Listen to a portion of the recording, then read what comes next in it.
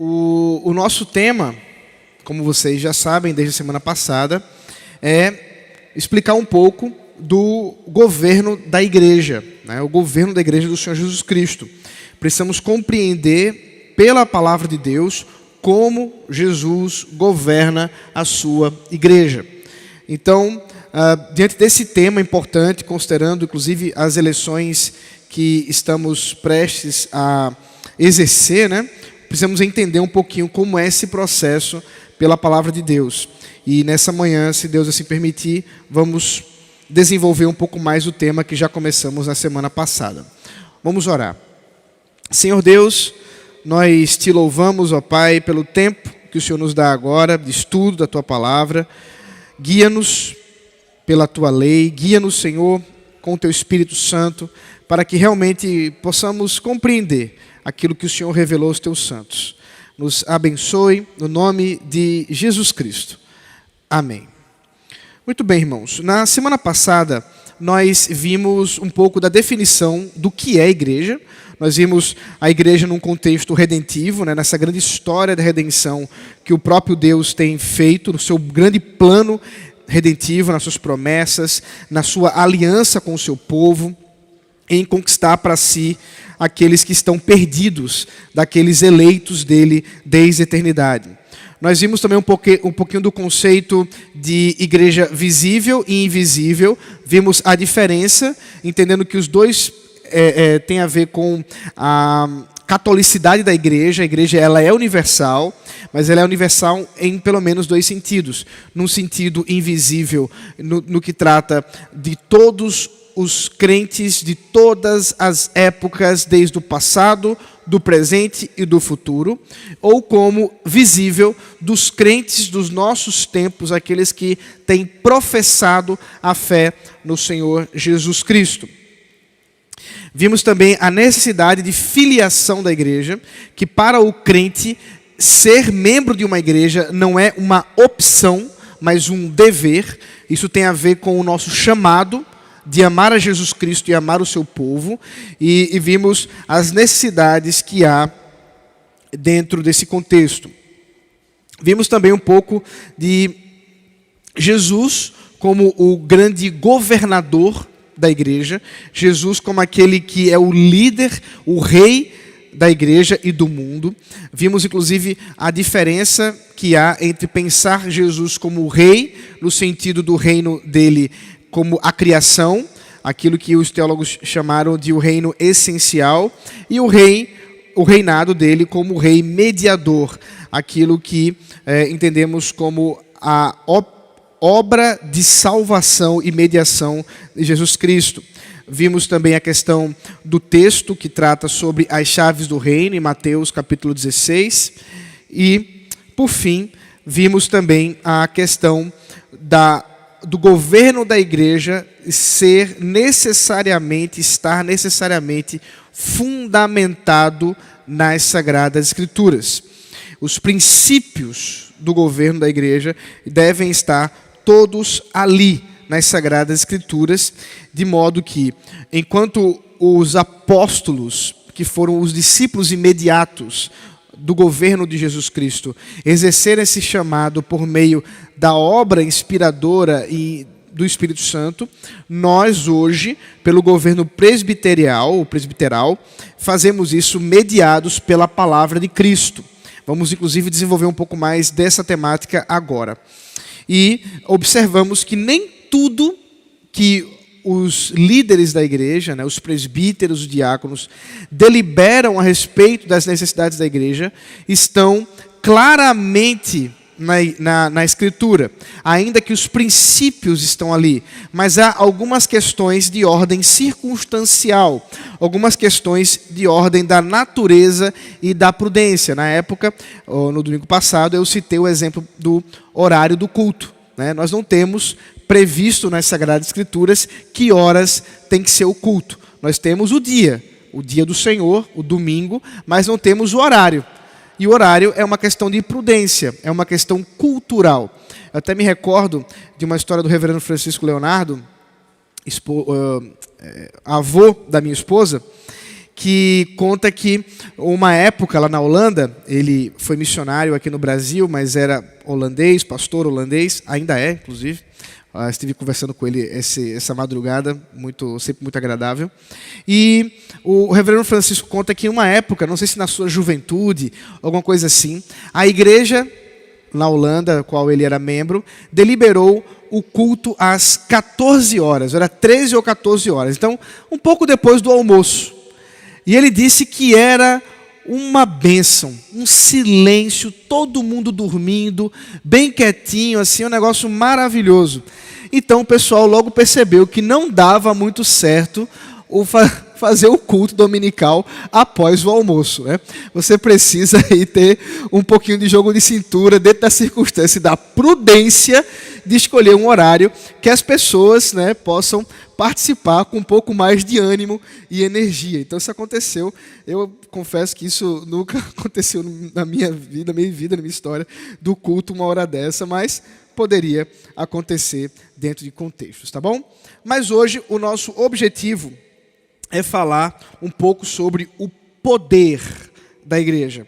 Qual é essa autoridade que a igreja tem? Qual o poder que a igreja tem e exerce, dado, é claro, por Cristo Jesus? Vamos ver isso com calma. Sempre para lembrar os irmãos, eu estou bastante, me servindo dessa obra do Guy Prentice Waters, Como Jesus Governa a Igreja, da editora Cultura Cristã. Uma obra excelente, assim, tenho gostado muito de estudá-la com mais cuidado. O reverendo Guy Waters, ele é professor no Reformed Theological Seminary, aquele mesmo seminário que o reverendo Sérgio Lira fez o seu doutorado. Inclusive, ele dá aula aqui no Andale Jumper, o Guy, exatamente nesse contexto do doutorado junto com o Andale Jumper e o Reformed Presbyterian Church. Reformed Presbyterian Seminary, não Church. E aí, ele é professor lá de Novo Testamento. Isso é interessante, porque você vai ter aqui uma base fundamentalmente bíblica dentro desse contexto, que muitas vezes é muito associado à tradição, é muito associado à prudência, como nós vimos. E vamos ver um pouquinho hoje também que muitas coisas, quando falamos da igreja, nós estamos falando do contexto, o nosso contexto, tá bom? Mas vamos lá. A primeira coisa, e se você tiver com o seu celular, você pode me acompanhar, é que a fonte, qual é a fonte do poder da igreja? Quando nós pensamos no poder que a igreja tem, nós precisamos entender de onde esse poder vem. Como é que a igreja tem alguma demanda de autoridade sobre as pessoas? Pense, por exemplo, o seguinte: uma pessoa que não está em contexto de igreja, um descrente, ele visita você e ele chega na sua casa e no meio da conversa você termina dizendo assim: é que o conselho lá da igreja determinou que tal coisa acontecesse. Para uma pessoa completamente fora do nosso contexto eclesiástico, essa pessoa diria assim: determinou? E que pastor manda em pessoas? Desde quando que o conselho pode mandar, presbítero pode mandar? Que conversa é essa? Isso seria uma coisa muito estranha para uma pessoa que não conhece, não está dentro desse contexto eclesiástico. Poderia acontecer que um crente fosse tentado a contextualizar o assunto dizendo assim: não, você tem que entender o seguinte, o pastor lá da igreja, ele foi eleito pela igreja. Então, ele tem autoridade porque a igreja elegeu. Não é? Poderia se pensar desse jeito. Eu mesmo, os irmãos sabem disso, 2019, fui eleito para ser o pastor dos irmãos até 2022, pelo menos. Então, a minha autoridade é derivada do poder de escolha da igreja? Será que o que nós temos dentro do governo e poder da igreja seria um governo democrático Quer dizer, um governo, uma autoridade que parte do poder e da escolha dos membros. Será que é isso? Certamente que não. Certamente que não. Quando nós observamos aquilo que a Bíblia fala a respeito da igreja, em nenhum lugar está observado que o poder do governo da igreja é derivado das pessoas. Nós não estamos numa democracia. Muito pelo contrário. Nós cremos que nós somos o quê? Qual o governo, se fôssemos assim deliberar o tipo de governo, né? Monarquia, parlamentarismo, democracia, oligarquia. Qual seria o governo da igreja, irmãos? Nós já vimos isso no encontro passado. Qual seria? Monarquia. Eu ouvi monarquia, graças a Deus. Aqui, com a máscara fica difícil realmente, mas eu ouvi. Monarquia. Nós cremos que fazemos parte desse reinado. Mas, num outro sentido, a igreja, enquanto corpo de Cristo, recebeu também esse poder. Mas antes de falarmos de como foi recebido, precisamos lembrar da fonte desse poder, que não pode ser outro senão o próprio Rei Jesus Cristo, o mediador. Veja, por exemplo, Mateus, capítulo 28, texto muito conhecido dos irmãos, mas só para a gente não deixar de esquecer dele, né? Ou melhor, não esquecer dele. Mateus, capítulo 28, versículo 16 ao 20, texto muito famoso. Os 11 discípulos partiram para a Galiléia, para o monte que Jesus lhes havia designado. E quando viram Jesus, o adoraram, mas alguns duvidaram. Jesus, aproximando-se, falou-lhes dizendo: toda a autoridade me foi dada no céu e na terra. Opa, Jesus detém autoridade. Portanto, vão. Aqui é exatamente o ponto que observamos em que Jesus, que tem toda a autoridade, designa a igreja, envia a igreja pela autoridade dele. Então, a fonte da autoridade e do poder da igreja é e sempre será Jesus Cristo. Isaías capítulo 9, versículo 6 é uma outra profecia que nos ajuda a entender isso. Já estava profetizado. E o governo está sobre os seus ombros. Por quê? Porque ele detém autoridade, ele detém poder. É por isso que nós encontramos os apóstolos de Jesus ensinando no nome de Jesus. Eles estão ensinando em nome, ou com base, ou a partir de Jesus. Atos capítulo 4 nos dá exatamente um contexto nesse sentido. Atos 4, versículo 17, diz assim: mas, para que não haja maior divulgação entre o povo... Deixa eu ver se é isso mesmo. Atos... maior divulgação entre o povo, vamos ameaçá-los para não falarem mais neste nome a quem quer que seja. Chamando-os, ordenaram-lhes que de modo nenhum falassem nem ensinassem no nome de Jesus. Perceba, aqui nós temos o Sinédrio reunido e eles estão ordenando aos discípulos que se calem. Eles não podem ensinar no nome desse Jesus.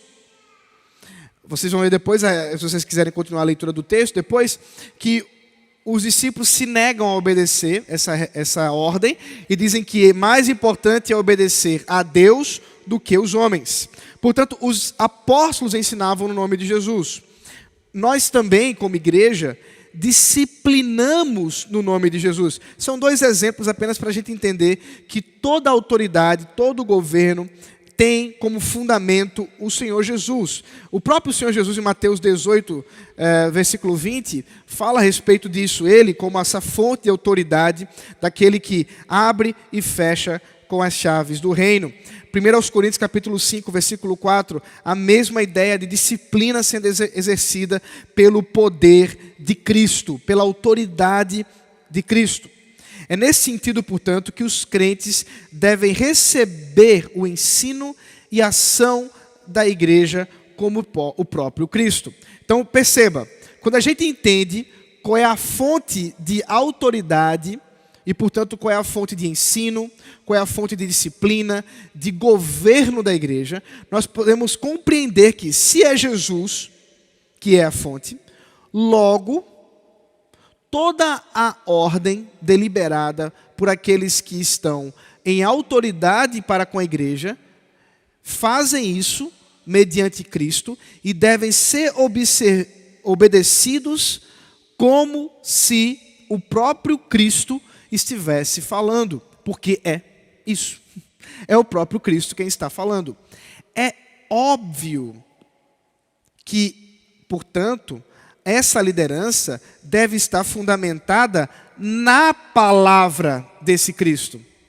Nós vamos ver isso com mais detalhe mais à frente, mas eles não podem exercer uma autoridade como se partisse deles mesmos a sabedoria e dizer como as coisas devem ser, sem estar fundamentados na palavra, porque aí perdeu a autoridade.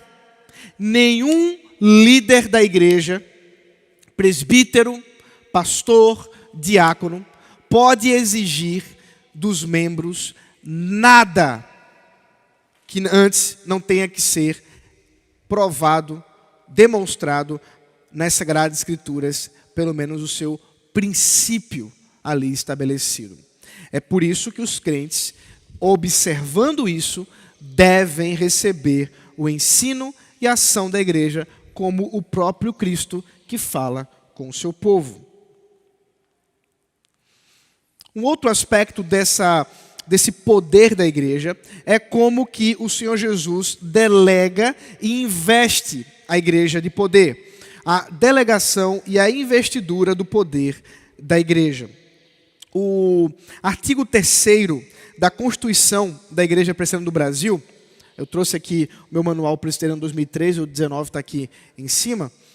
Nós temos aqui alguns documentos na nosso manual, chamado Manual Presbiteriano, e um dos documentos é a Constituição da Igreja Presbiteriana do Brasil. É o livro que dá ordem à igreja como uma instituição.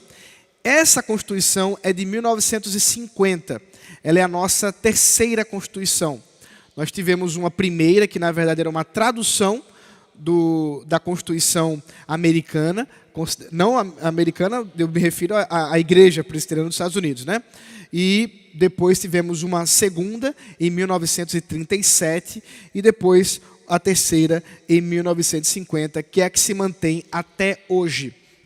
E nessa Constituição, o artigo 3º diz assim, é uma declaração da igreja. Então, dizemos o seguinte a respeito de nós mesmos. O poder da igreja é espiritual e administrativo, residindo na corporação, isto é, nos que governam e nos que são governados. Deixa eu explicar para a gente entender, porque aqui nós temos muita coisa sendo dita em pouco espaço. Primeiro, o poder da igreja é espiritual e administrativo. O que significa isso? Significa que o poder que o Senhor Jesus concedeu à igreja não é um poder, por exemplo, de governo civil, que tem a ver com o governo temporal, mas tem a ver com o mundo espiritual, com as coisas que são invisíveis, com aquilo que nós entendemos das obras de piedade, do ensino e, é claro, aquilo que é mais fundamental para a nossa vida. Esse poder espiritual e administrativo conectado, ele reside no corpo da igreja. Ele reside na igreja como um todo. É isso que, por exemplo, 1 Coríntios capítulo 12, versículo 13, 27 e 31. são alguns textos que nos ajudam a entender essa ênfase da ideia de corpo para a igreja. 1 Coríntios capítulo 12, versículo 13. Pois em um só Espírito todos nós fomos batizados em um só corpo, quer judeus, quer gregos, quer escravos, quer livres, e a todos nós foi dado beber de um só Espírito. Agora o versículo 27. Ora, vocês são o corpo de Cristo e individualmente membros desse corpo. A uns Deus estabeleceu na igreja, primeiramente apóstolos, em segundo lugar profetas, em terceiro lugar mestres, depois operadores de milagres, enfim. Ele aqui segue, eu vou correndo para a gente não perder tanto tempo. O que nós temos aqui, portanto, é uma declaração sobre a natureza da igreja. A igreja é um corpo. A igreja é uma unidade de membros. E o poder da igreja reside no corpo. Gente, eu sei que isso pode parecer assim, tá, onde quer chegar, pastor? É exatamente porque acreditamos que, preste bem atenção aqui, não pisque agora. É exatamente porque acreditamos que o governo da igreja reside no corpo da igreja, que nós não cremos na distinção entre leigos e clero. Deixa eu explicar agora para você. Nós bebemos de doutrina católica romana na sociedade aqui, no seio materno. Então a gente já nasce com uma cabeça dicotomizando a igreja. Existe a liderança, que são os cleros, aqueles que têm o poder, e existem os leigos, aqueles que não, ou que são os membros comuns da igreja, que não têm poder. Nós não cremos nisso. Eu estou falando bem lento para você entender o que eu estou dizendo. Nós acreditamos que o governo e o poder da igreja reside em toda a igreja, em todo o corpo da igreja. Porque é isso que a Escritura diz. Nunca nós encontramos uma distinção de governo como se houvesse, de fato, aqueles que são os sacerdotes, o clero, aqueles que detêm, de fato, o poder, e os reles membros, como ensinado pelas igrejas que assim entendem o governo, especialmente a Igreja Católica Romana. Não. Por isso que a Constituição diz que o poder reside na corporação de duas formas: nos que governam e nos que são governados. O poder está em toda a igreja, tanto naqueles que governam como naqueles que são governados. Como exerce o poder aqueles que são governados? Como é que eles exercem esse poder? É importante lembrar, portanto, que nesse contexto nós entendemos a igreja como uma grande comunidade, em que todos nós somos iguais, detendo a mesma autoridade. Todos nós somos iguais, detendo o mesmo poder, porque tudo vem de Cristo. Nesse sentido, portanto, a Bíblia nos mostra que aqueles que são governados, aqueles que são liderados, exercem seu poder especialmente através da eleição de pastores, presbíteros e diáconos. Isso também está previsto no artigo 3, parágrafo 1, da nossa Constituição. Então, eu já li o artigo 3º, agora vem o seu primeiro parágrafo, que diz o seguinte: a autoridade dos que são governados é exercida pelo povo reunido em assembleias para eleger pastores e oficiais ou pedir a sua exoneração, pronunciar-se a respeito dos mesmos, bem como sobre questões orçamentárias e administrativas, quando o conselho solicitar. deliberar sobre aquisição ou alienação de imóveis e propriedades, tudo de acordo com a presente Constituição e as regras estabelecidas pelos concílios competentes. Deixa eu só explicar uma coisa. Como eu disse a vocês, algumas coisas são claras nas Escrituras, outras estão na prudência do nosso contexto, seja ele qual for, brasileiro ou de outra ordem. Como eu disse, na Escritura, de fato, nós encontramos textos para fundamentar o governo ou o poder da igreja enquanto governados na eleição. Daqui a pouco eu vou citar 2 ou 3 textos, tá? Com respeito a essas outras questões, elas estão nessa questão de circunstância ou prudência, como, por exemplo, a questão da aquisição de imóveis.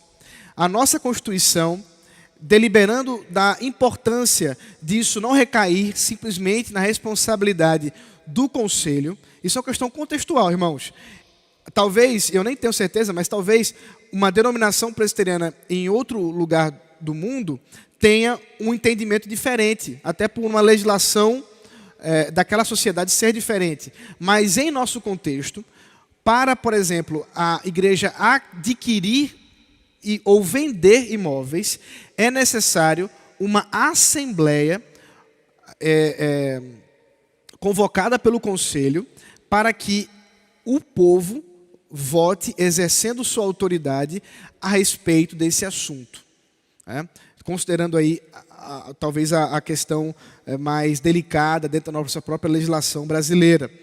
Então, com certeza, quando os irmãos adquiriram aqui esse terreno, há muito tempo atrás, isso foi posto em votação, isso foi discutido com a igreja, não foi uma deliberação simplesmente do conselho. Mas isso, como eu disse, é uma questão muito mais circunstancial. Agora, como a Bíblia trata do poder em termos de eleição? E aí, queridos, nós estamos prestes a uma eleição, é bom vocês serem lembrados disso. A igreja, enquanto governada, exerce poder através da eleição. Atos capítulo 6, versículo 3, mostra talvez a primeira eleição na igreja. Foi quando havia um problema de autoridade, ou melhor dizendo, um problema em que não havia autoridade para resolver a questão das viúvas gentílicas dentro da igreja. E a coisa foi ficando tão complicada que finalmente os apóstolos entenderam o seguinte, versículo 3. Por isso, irmãos, escolham entre vocês 7 homens de boa reputação, cheios do Espírito e da sabedoria, para encarregarmos desse serviço. Veja, os apóstolos tinham recebido da parte de Jesus a autoridade, mas eles não escolheram os homens. Percebe? Eles convocaram uma assembleia para que a igreja escolhesse os homens que agiriam como diáconos aqui no contexto neotestamentário. Um outro caso, ainda em Atos, capítulo 14, versículo 23.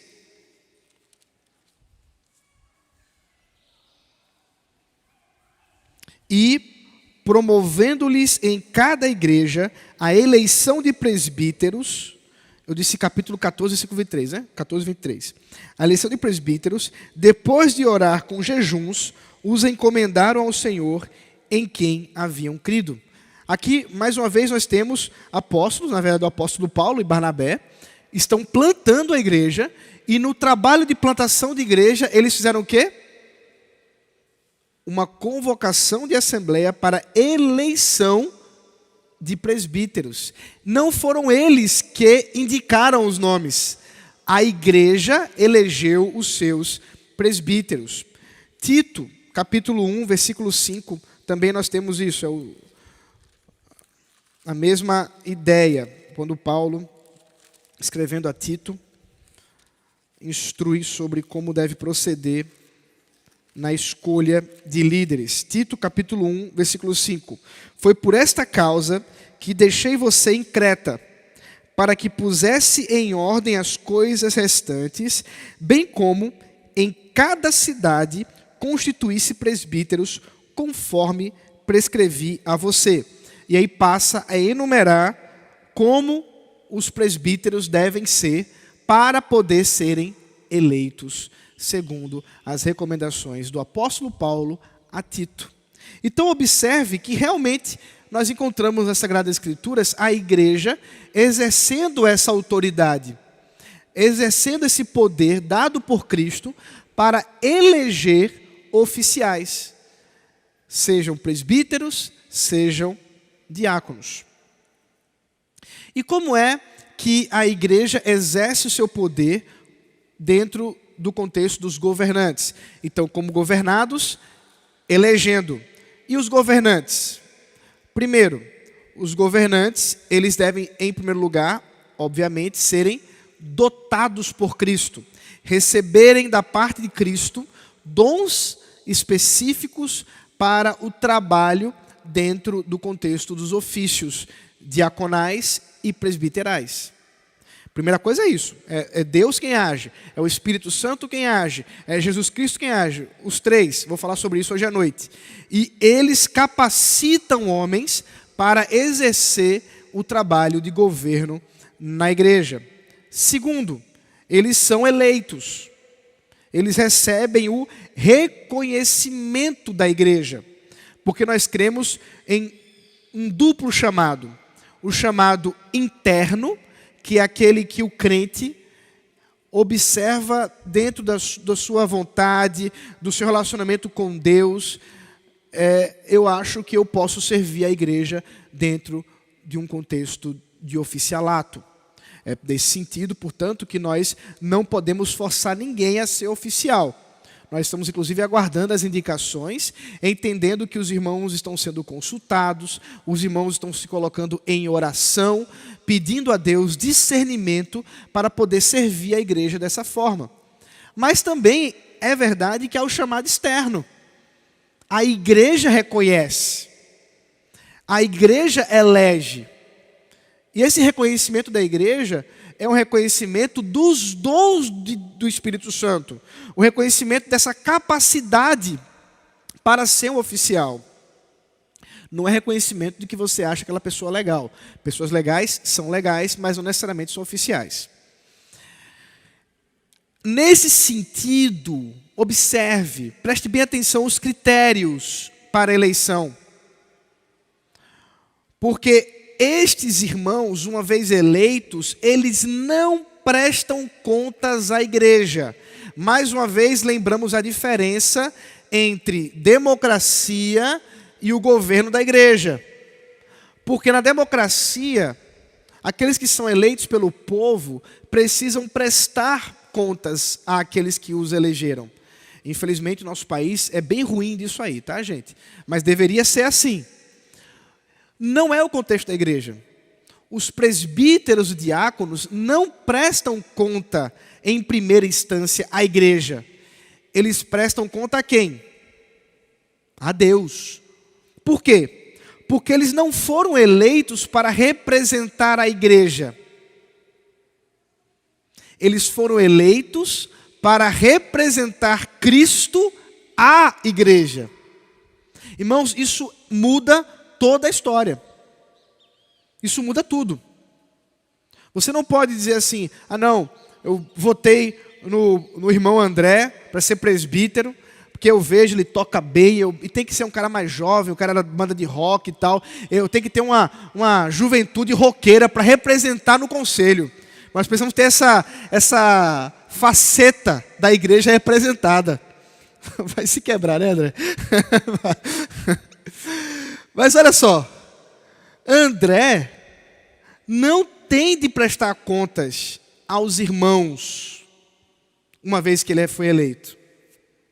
Você não pode chegar para ele e dizer assim, que é isso, presbítero André? Eu votei em você, agora você quer me disciplinar? Que é isso? Aí não rola. Não, é exatamente o contrário. Nós reconhecemos Cristo nesses irmãos, porque Deus os capacitou para tal. E reconhecendo Cristo neles, votamos para que eles possam exercer a representatividade de Cristo, ou da vontade de Cristo, à igreja. Porque, no final das contas, os padrões, ou o padrão que eles devem se submeter é a Sagrada Escritura. E não a vontade da igreja. Porque pode acontecer do conselho, da junta diaconal, deliberar uma coisa que a igreja como um todo não goste. No geral, se fosse colocado um plebiscito, não gostou. Talvez, por exemplo, ano passado, quando a igreja decidiu retornar os cultos, ou quando decidiu não retornar os cultos esse ano, quando a gente teve a situação do decreto que realmente proibiu as igrejas de abrir esse ano. Teve muitos irmãos, eu recebi mensagem de um monte de gente. Pastor, que é isso? Teve um irmão, uma irmã, um casal abençoado, que mandou uma mensagem assim: não, está muito frouxo, esse conselho está frouxo. Oxente, tem que enfrentar. Vamos lá. Como é? Então, talvez, se a gente colocasse num plebiscito aqui, se a gente botasse para ser votado, a igreja não ia gostar da decisão do conselho. Mas o conselho não tem que agradar a igreja. Tem que agradar a Cristo, mediante a sua vontade revelada nas Sagradas Escrituras. Isso é muito curioso, queridos, porque isso é um pouco contraintuitivo. Você vota em alguém para exercer um poder que lhe desagrade. Está entendendo? Isso por quê? Porque os diáconos e os presbíteros foram chamados por Deus para serem seus representantes, ou representantes de Cristo, à igreja. E assim, portanto, que eles exercem esse poder, recebendo a investidura, a delegação e a investidura de Cristo. Então a igreja como um todo, só para a gente retomar aqui e resumir, a igreja como um todo tem poder de Cristo, tem o governo de Cristo, e faz assim através da eleição ou saindo do meio daqueles que elegem ou daqueles que estão votando, pessoas que também vão exercer o poder de governo no sentido aqui de governado, ou de governantes, né? Melhor dizendo, de governantes, através da sua representação como Cristo. E como isso acontece? Ou qual é o modo do poder da igreja? Mais uma vez eu passo a ler o artigo 3, agora o segundo parágrafo da nossa Constituição. Eu estou basicamente fazendo um comentário da Constituição, né, gente? Mas isso é bom para vocês entenderem que, assim, ninguém acordou um belo dia e escreveu esse documento não, tá? Teve muita deliberação. A autoridade dos que governam é de ordem e de jurisdição. Segura essas duas palavras que eu vou explicá-las daqui a pouco. Ordem e jurisdição. É de ordem quando exercida por oficiais individualmente, na administração de sacramentos e na impetração da bênção pelos ministros e na integração de concílios por ministros e presbíteros. É de jurisdição quando exercida coletivamente por oficiais em concílios para legislar, julgar, admitir, excluir ou transferir membros e administrar as comunidades. Daqui a pouco eu vou comentar um pouquinho sobre a expressão legislar. Eu queria fazer uma qualificaçãozinha nela aqui, que eu acho que o nosso constituinte aqui, ele foi animado demais nos termos. Daqui a pouco eu explico melhor sobre isso. Bom, primeiro, como que a igreja, qual o modo da igreja exercer o poder em termos de ordem? Como ordem. Nós vimos que ordem tem a ver com o oficial exercer o poder de forma individual. Não está na Constituição, mas deveria estar, até porque está na Constituição histórica das igrejas presbiterianas de todo o mundo. Infelizmente, o nosso constituinte, ele não manteve isso e deveria ter mantido. Que a primeira coisa que demonstra o poder ou a forma como, o modo como o oficial exerce o poder individualmente é através do ensino da palavra de forma autoritativa ou autorizada. Isso aqui é muito importante para a gente compreender, porque nem todo mundo pode subir nesse púlpito aqui para pregar. Eu quero que vocês entendam que no contexto especialmente neotestamentário, no Novo Testamento, você não tinha escola dominical. Vocês têm ideia de qual o século que a escola dominical foi criada? Quem sabe que o século? Chuta aí. 13, 15, 19. Por 19 séculos, a igreja não teve escola dominical. Vocês acham que as pessoas aprendiam da palavra onde? O púlpito. Sempre foi o meio de ensino da palavra. Sempre. Obviamente, só quem podia subir ao púlpito para ensinar a igreja é aqueles que recebiam capacitação e autoridade para fazer isso. Deixa eu dar um exemplo aqui para vocês dentro desse contexto. Atos capítulo 15.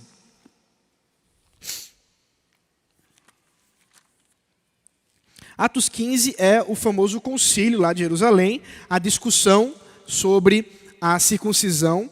Eu quero ler o versículo 1 e depois eu vou ler o versículo 24, para vocês entenderem a coisa. Versículo 1, Atos 15.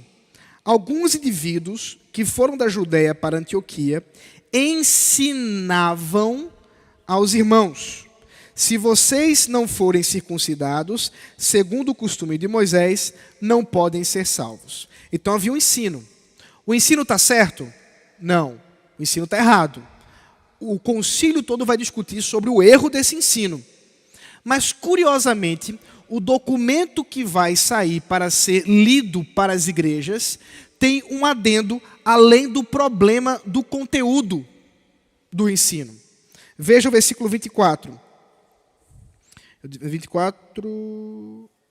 23, 24. Mandaram por eles a seguinte carta: os irmãos, tanto os apóstolos como os presbíteros, aos irmãos gentios em Antioquia, Síria e Cilícia, saudações.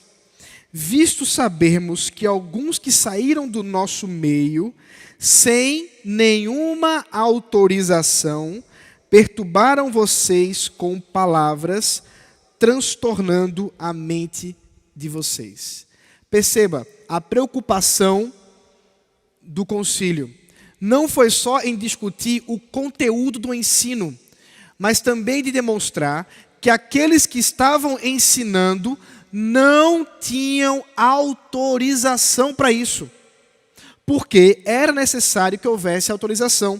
Veja Tito, capítulo 1, versículo 9, daquelas recomendações que o apóstolo Paulo, que eu acabei de mencionar, deu a Tito para eleger presbíteros. Olha o que é necessário que um presbítero seja ou faça. Tito 1, 9. Ele precisa ser, Tito 1, 9, apegado à palavra fiel, que está de acordo com a doutrina, para que possa exortar pelo reto ensino e convencer os que contradizem este ensino. Perceba que é tarefa dos presbíteros o ensino da igreja. É por isso que Paulo, escrevendo a Timóteo, no capítulo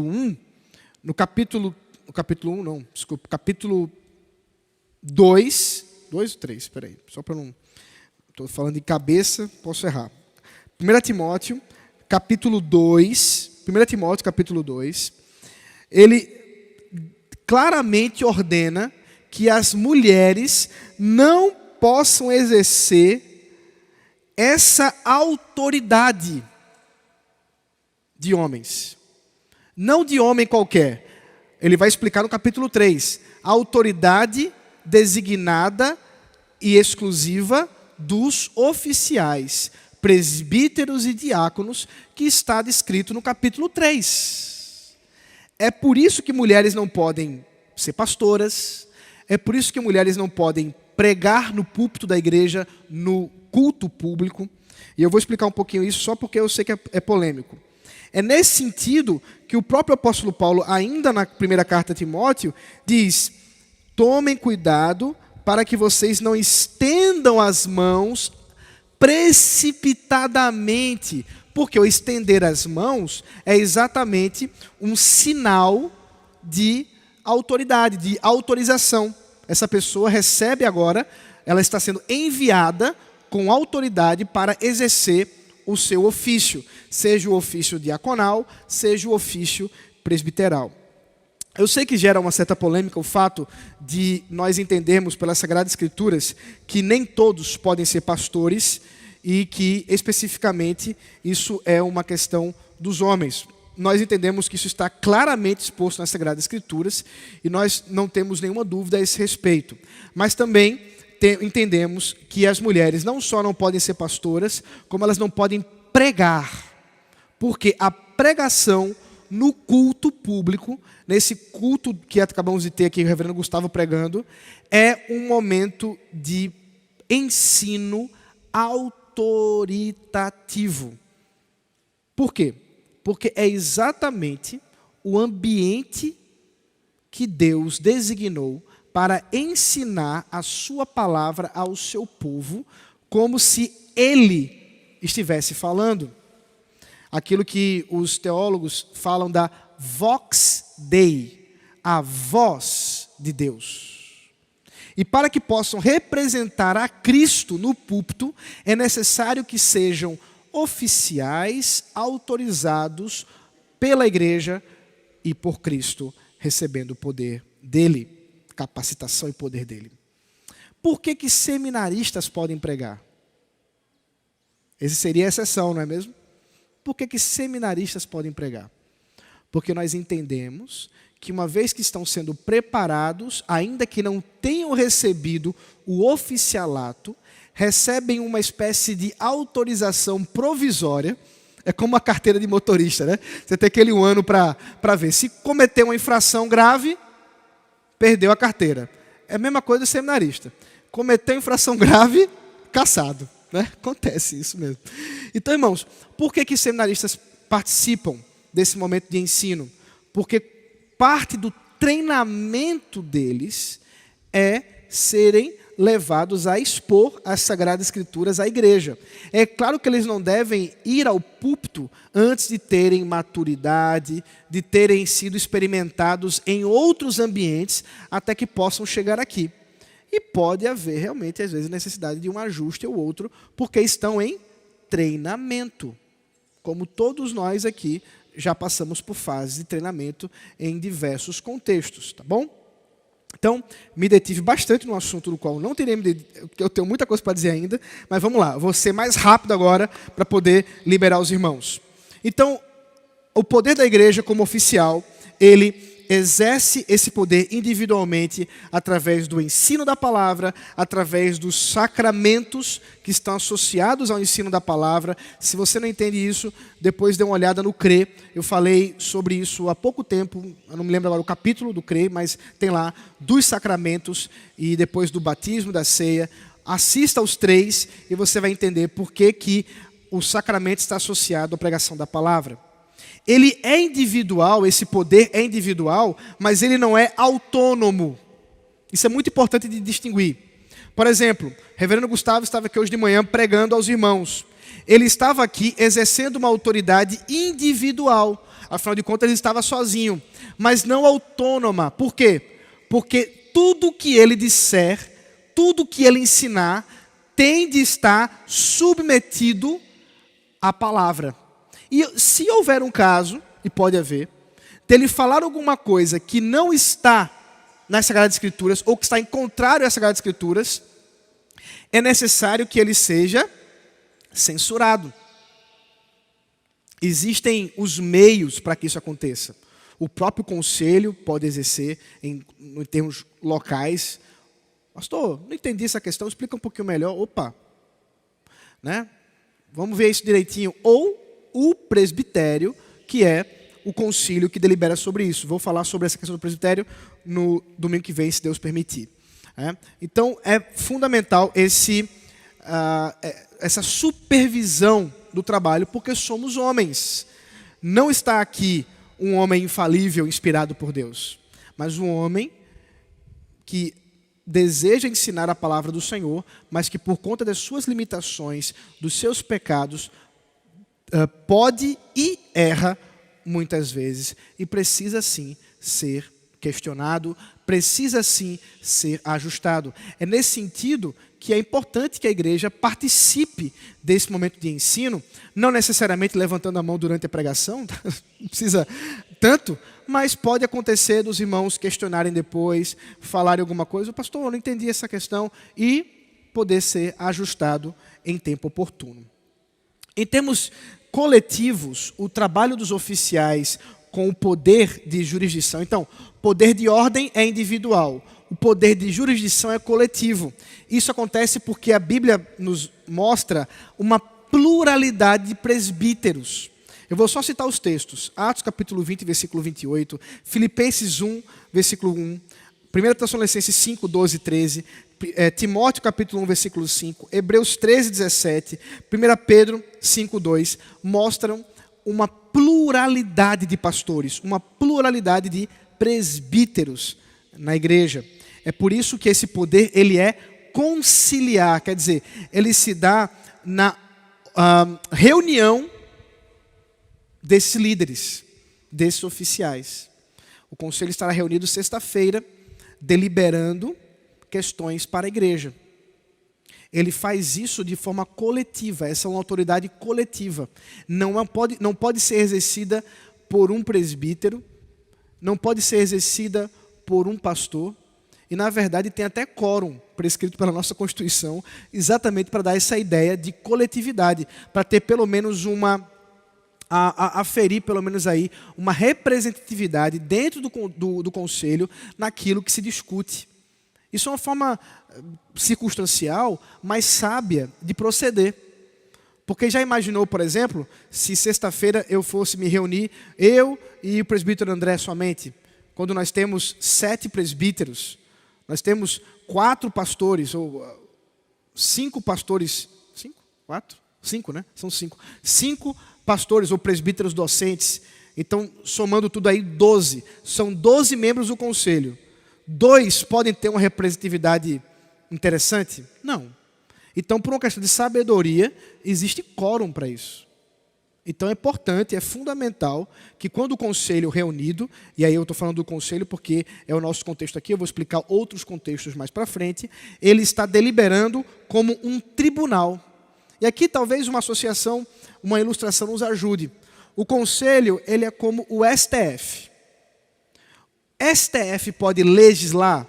Eu não estou dizendo que ele não faça isso, tá, gente? Não precisa discutir o que eles estão fazendo por aí. Eu só quero dizer o que está prescrito na Constituição Federativa do nosso país. STF, o Supremo Tribunal Federal, pode legislar? Sim? Não. O que ele tem que fazer? Ele tem que julgar fundamentado na lei maior, a Constituição, certo? A mesma coisa são os concílios. Sejam os concílios locais, como o conselho, os concílios dos presbitérios, dos sínodos e do Supremo Concílio, todos eles devem julgar como um tribunal, pelas Sagradas Escrituras, aquilo necessário para a igreja.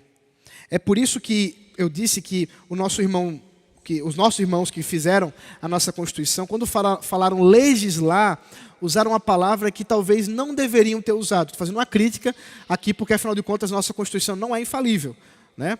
O que é infalível é a Sagrada Escritura. Essa aqui eu não critico, essa aqui eu critico, tá, gente? Só para vocês fazerem aqui a devida diferença.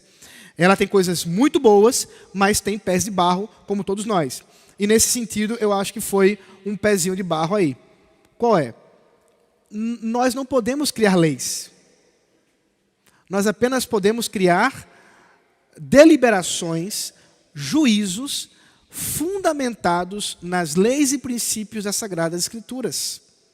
Mesmo quando nós exercemos o nosso trabalho ministerial declarativo.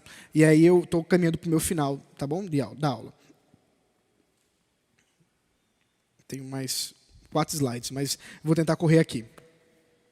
Porque um outro modo que a igreja exerce o seu poder é o chamado ministerial e declarativo.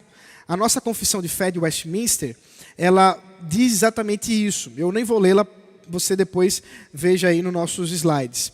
Mas ela diz exatamente que os sínodos e concílios devem decidir ministerialmente. Quer dizer, Lembra, ministério é o que, gente? É uma outra palavra para serviço. Quero que vocês lembrem disso. Então, toda deliberação dos concílios é em serviço à igreja. E ela é declarativa. Por quê? Porque a igreja, ou os concílios, eles declaram.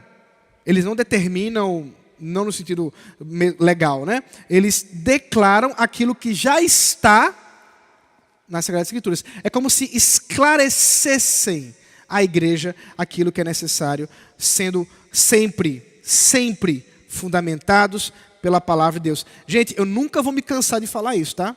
Que a liderança da igreja tem de estar fundamentada na palavra de Deus. E toda decisão deve estar em consonância com as Sagradas Escrituras. Isso por quê, queridos? A própria confissão de fé também prevê isso, que nós não podemos deliberar qualquer doutrina ou mandamento humano e exigir isso das pessoas. Eu quero que você preste muita atenção aqui, porque isso é uma responsabilidade que recai sobre os oficiais, especialmente os oficiais que estão aqui, ou talvez aqueles que estão sendo chamados para isso. Preste muita atenção no que eu vou dizer agora. Nós caminhamos sob uma responsabilidade muito grande, porque recai sobre os nossos ombros o fato de que nós não podemos exigir absolutamente nada à igreja que não seja aquilo que está nas Sagradas Escrituras. Em outras palavras, nós não podemos criar doutrinas humanas, nós não podemos criar leis humanas que aprisionem as consciências dos membros da igreja para que se cumpra a vontade do concílio, a vontade dos pastores, sem que antes esteja fundamentada na palavra de Deus. Isso significa que nós não podemos criar pecados. Eu conheço casos, irmãos que foram jovens, que foram disciplinados porque colocaram um piercing. Foram disciplinados porque colocaram uma tatuagem. Meu irmão, meu presbítero, meu querido diácono, você pode não gostar de tatuagem e piercing, mas se você me provar pela Bíblia que isso é pecado, eu estarei satisfeito. E eu tenho certeza que não consegue fazer isso. Eu estou dando um exemplo que é meio jocoso, né? Mas acontece, viu? Acontece mais do que vocês imaginam. Não pode acontecer assim. Não pode. Nós precisamos deliberar a partir das Sagradas Escrituras. Por quê? Porque a consciência dos crentes deve estar cativa a Cristo e a sua palavra, e não aos líderes. Isso é muito sério, muito sério. Os presbíteros, os diáconos, não podem andar como se andassem em salto alto diante da igreja. Não podem andar como se estivessem flutuando pelos membros, como se exercessem algum tipo de poder de si mesmos. Nunca. Sempre mediante a própria palavra do Senhor. É por isso que nenhum concílio tem um poder legislativo. Antes, a Sagrada Escritura é o único estatuto da igreja. E esse estatuto da igreja torna que os oficiais sejam, portanto, intérpretes da lei do Senhor, para aplicar à vida e o contexto daquela igreja, de 3 formas: na doutrina, na ordem e na disciplina. Na doutrina, porque os concílios, os presbíteros e os pastores devem dizer como a igreja deve crer, ou o que a igreja deve crer, melhor dizendo. O que cremos? Nós devemos ensinar isso. Segundo, o que devemos fazer? E terceiro, o que se exige dos crentes? Doutrina, ordem e disciplina. Tudo pela interpretação da palavra de Deus, a aplicação da vida da igreja.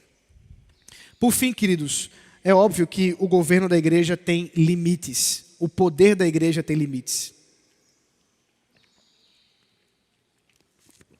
Por isso que nós não podemos confundir o poder da igreja com o governo civil.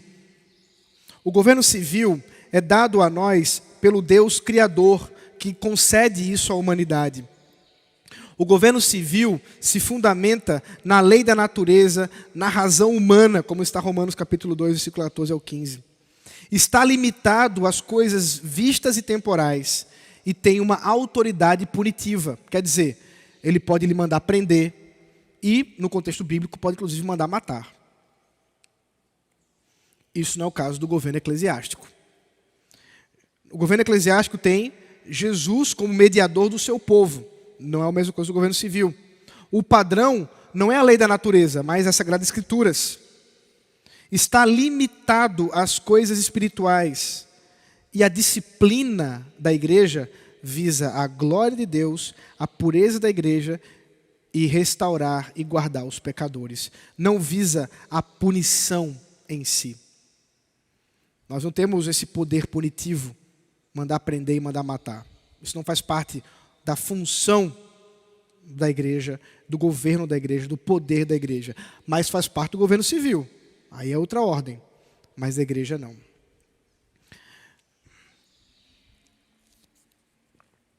Meus irmãos, eu espero que eu tenha conseguido aí abordar bastante sobre o poder da igreja e elucidar algumas questões aos irmãos. Eu vou abrir para perguntas, temos um tempinho, 5 minutinhos. Se os irmãos quiserem, eu nem estou acompanhando com o celular aqui se tem alguma coisa no chat, mas se algum irmão tiver alguma pergunta aqui, pode levantar uma de suas mãos e eu vou tentar responder, se os irmãos assim quiserem se manifestar. Podem questionar, meus irmãos, eu acabei de dizer que podem. No chat, pelo que eu estou vendo, não tem. Os irmãos têm alguma pergunta? Muito bem, queridos. Então, se não temos, eu vou orar e nós vamos nos preparar para mais tarde encontrarmos mais uma vez, talvez na sessão textual bíblica mais difícil de todo o Novo Testamento, de toda a Bíblia, que é o capítulo 12, 13 e 14 de 1 Coríntios, que eu começo a expor a partir de hoje. Então, orem por mim. Vamos orar.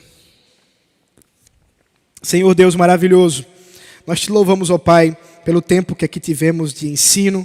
Te louvamos, Senhor, pela oportunidade de aprender mais a Tua palavra, em especial sobre o poder que Jesus Cristo concede à igreja, sendo Ele a fonte última desse poder sempre.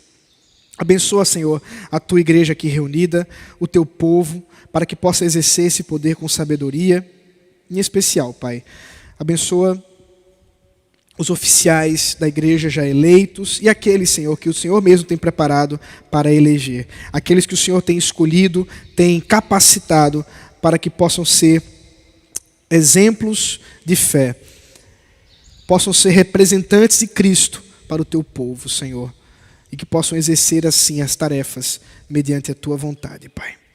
Abençoa-nos durante esse dia, nos dá descanso, que o Senhor mesmo concede ao Teu povo, bem como nos prepara para mais tarde reunirmos mais uma vez, para adorar a Ti em espírito e em verdade e ouvir da Tua palavra, que vem da Tua sagrada e inspirada Escritura, a Bíblia Sagrada.